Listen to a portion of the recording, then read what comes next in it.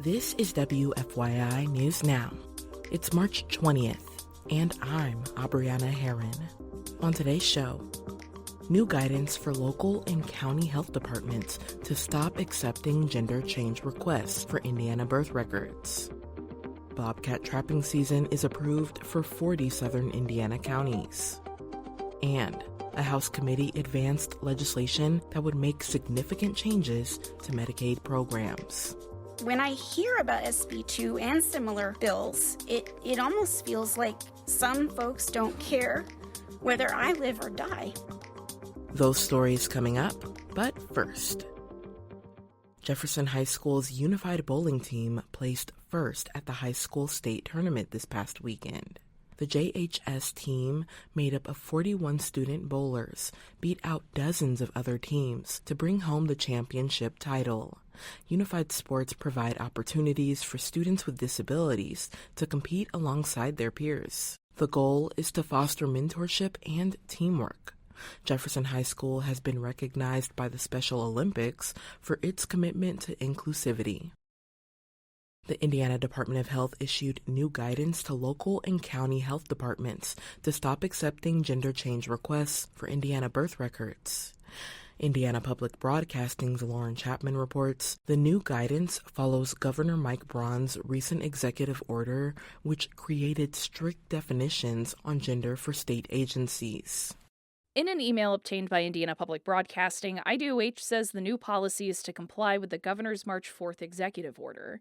Gender change requests submitted before March 4th will follow its previous policy, but applications filed before the executive order or still being processed by health departments will be submitted to the Indiana Attorney General's office for review. Requests made after the governor's executive order will no longer be accepted by health departments. The process for amending a person's gender on their birth certificate varies from state to state, and it is often the first step in updating legal documents for transgender Americans. In Indiana, these changes require a certified court order, which was among the documents required to file a request with health departments for an amended birth certificate. For Indiana Public Broadcasting, I'm Lauren Chapman. Indiana's Natural Resources Commission approved a bobcat trapping season in 40 southern Indiana counties Tuesday. The season runs from November 8th to January 31st and allows licensed trappers to harvest one bobcat a year, to a statewide maximum of 250 bobcats.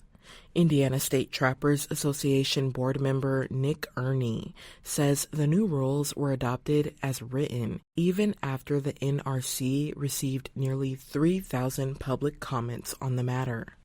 I mean, there's a lot of us super excited about it. We've been having to release these animals for years. State lawmakers mandated in 2024 that the Department of Natural Resources establish rules for a bobcat trapping season by this July, though the DNR said that the bobcat population is sufficient to prevent threats of extinction. Critics like Samantha Chapman with Humane World for Animals argue there isn't adequate population data. That, she says, contradicts science-based wildlife conservation. Ernie says that once the season starts, the true picture of how large the state's bobcat population will come into focus. And for our final story today, a House committee approved legislation Tuesday that would make significant changes to Medicaid programs. Indiana Public Broadcasting's Abigail Ruman reports the committee removed a controversial enrollment cap for the Healthy Indiana Plan, or HIP. But Medicaid members and advocates still want lawmakers to reconsider other policies in the bill. Among other things, the bill reintroduces Indiana's previously halted work reporting requirements to HIP. Some Medicaid members and advocates say this policy will lead to people losing coverage even if they meet the requirement. Susan Brackney is a full-time self-employed writer and a HIP member. She says people seem to have a preconceived notion about who is on the program. When I hear about SB 2 and similar bills, it almost feels like some folks don't care whether I live or die. Lawmakers say there are a number of exceptions to the work reporting requirements, such as receiving unemployment, volunteering, or being in a treatment program for substance use disorder. However, some lawmakers say additional exceptions need to be added. For Indiana Public Broadcasting, I'm Abigail Ruman. That's all for today's episode of WFYI News Now. Our podcast is produced by Drew Daudelin and Zach Bundy, with support from the news team at WFYI and public media journalists across the state. Our news director is Sarah Neal-Estes. Kendall Antron produced our music, and I'm your host, Abriana Herron. If you like today's episode, remember to subscribe and share, and follow WFYI on Instagram, TikTok, Facebook, and YouTube to check in on our newsroom throughout the day. Thanks for listening. We'll be back tomorrow.